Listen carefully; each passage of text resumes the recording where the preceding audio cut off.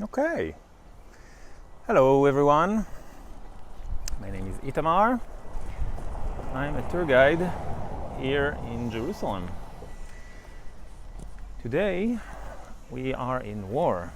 You probably all know what's going on in Israel right now. We are in war with Gaza. Tourism collapsed. But I thought I'll take you on a very adventurous tour today. I want to take you, some would call it extreme tour. A tour that you probably won't pay for. A tour that you probably won't be interested in. A tour that if you told your parents that you're going on, they won't accept. They'll be very mad at you. A tour that there is a chance that your insurance companies won't cover. This is a tour to pick my son from the kindergarten. That's right. Israelis these days, Israeli parents, fathers and mothers, they are taking these amazing, adventurous tours every morning and every noon or afternoon. So I thought I'll just share this with you and let's say just walk with me.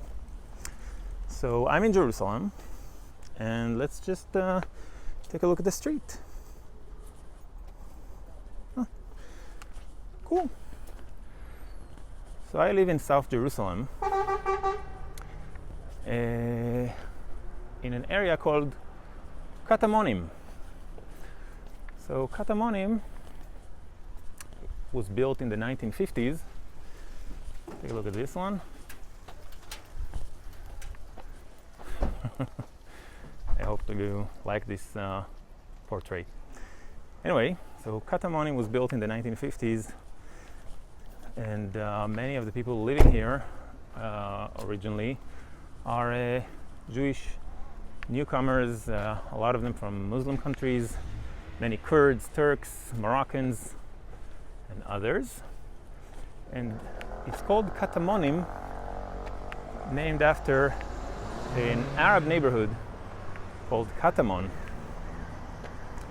Katamon was built in the 20th century, early 20th century. It was an Arab, mainly Christian neighborhood.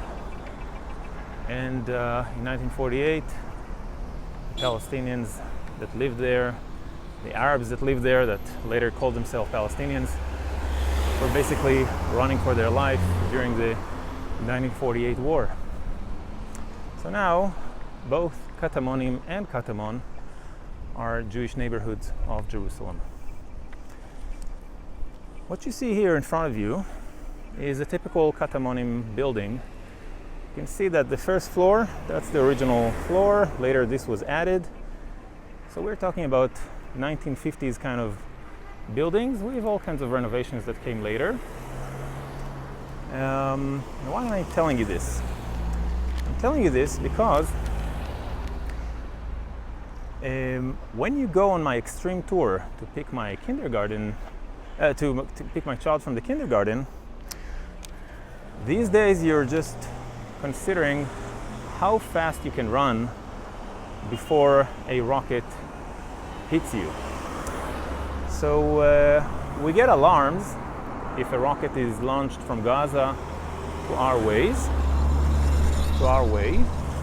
towards Jerusalem or other cities, and not so much in the south. In the south it's less, but in our area, in Jerusalem, in Tel Aviv, you have about 90 seconds before the rocket hits or before the interception missile of Iron Dome falls somewhere. Okay? It could fall somewhere near you. Okay? So that's why you have to find a shelter. You can't just be out in the streets. It's although again the Iron Dome, thank God, is protecting us, it still won't be a very responsible thing to do. So this is one part of this amazing extreme tour. Also, usually my son's kindergarten ends around 4 p.m. But I'm picking him up a bit earlier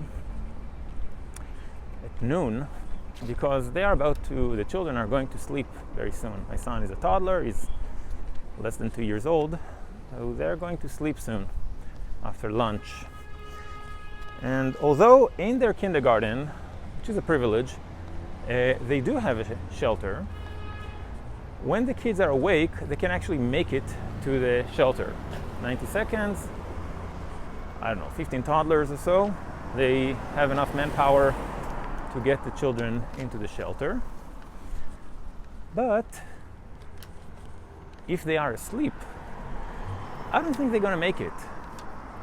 I just don't think the manpower they have is sufficient to get all the babies and toddlers to the safe room, to the shelter.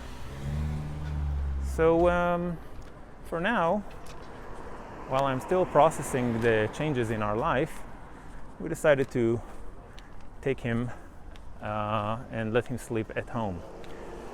Okay, so that's what's going on.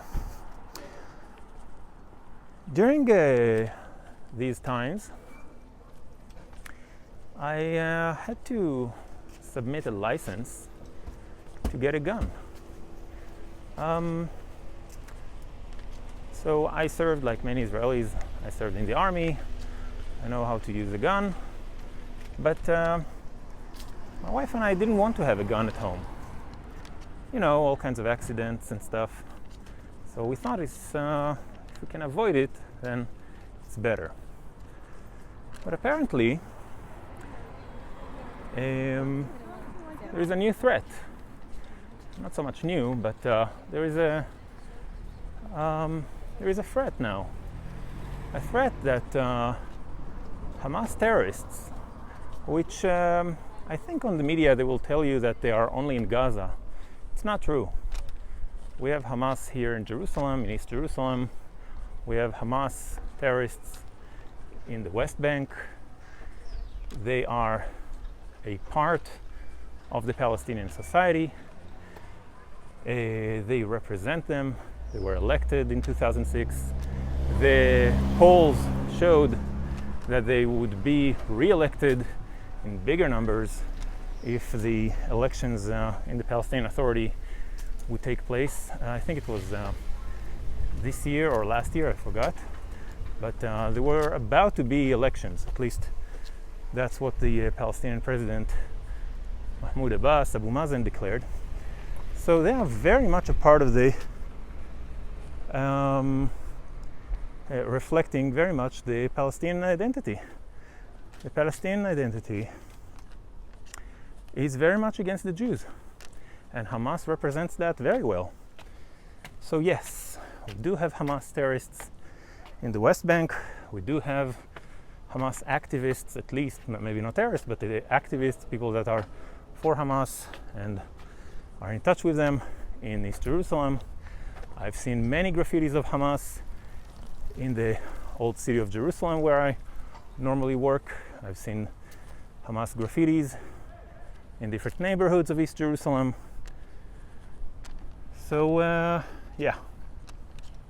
So now we have to worry about Hamas terrorists feeling very oppressed.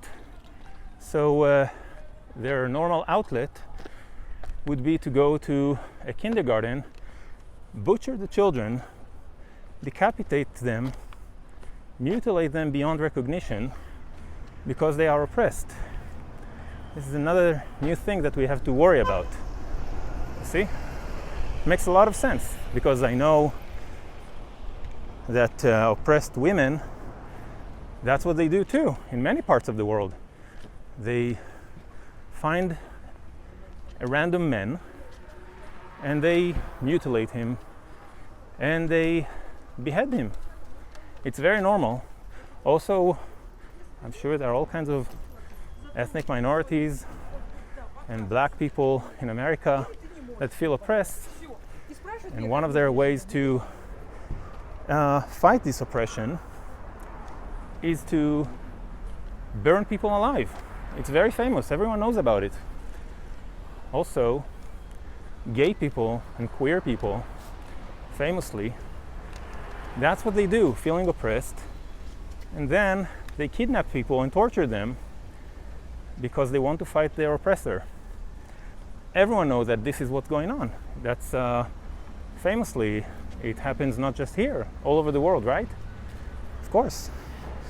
So now, when I put my child in the kindergarten, when I pick him up, I'm very happy to see that he has his head attached to his body. Yes? So I'm sure that's what many parents around the world, that's what they feel too, you know, when they see their child, when they pick him up from the kindergarten, he's running to them, and the first thought that crosses their mind is, he is not missing any limb. That's amazing. He was not burned to death. He was not kidnapped and tortured in some tunnel somewhere. That's perfectly normal. That's a perfectly normal life. Now, do you think it makes sense? I'm asking you. Do you think it makes sense that parents, wherever they are, will have these thoughts? They will have to worry about missiles and rockets flying over their head. They will have to think, where should I run? I have 90 seconds before a rocket falls on my head. So maybe I can take shelter here in this building. Maybe the door of the lobby will be closed. I can't stay in one of these old buildings from the 1950s, right? I have to find some decent buildings so that I can keep myself safe. I know it makes a lot of sense to have these thoughts. This is our reality. It also makes a lot of sense that I want to issue a gun and I'm looking for a guard for my child's kindergarten because some oppressed Palestinian terrorists feel like they have to do something about their oppression, and they'll have to burn children alive. You see?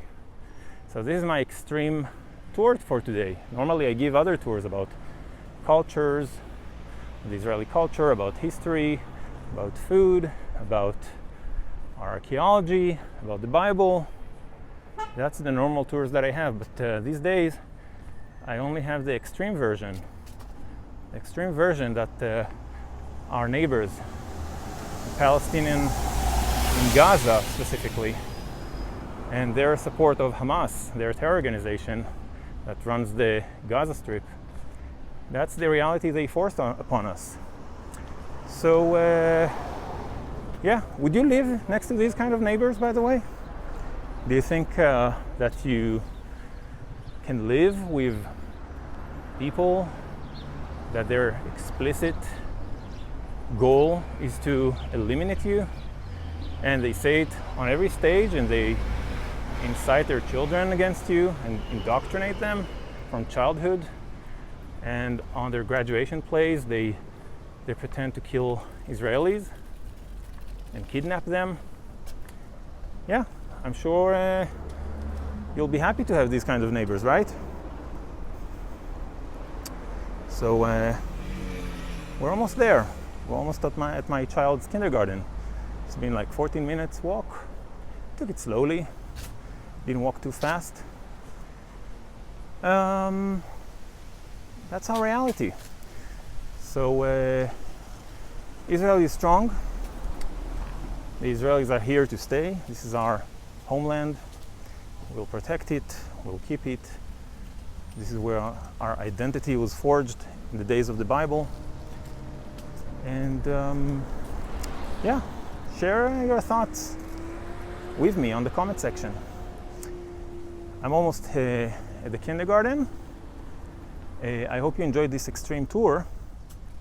No rockets fell on me.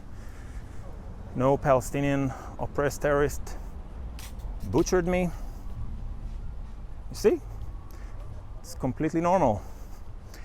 So next time you support the cause of the Palestinians, or you hear them talking about how they pro-Palestinians, how they support Hamas in Gaza and the people of Gaza, think about it. These are our neighbors. I, like most Israelis, we wish them very well. We wish them to live a prosperous life, but they're not interested in that. They're really interested in killing my child. Okay? I hope you enjoyed it. All the best.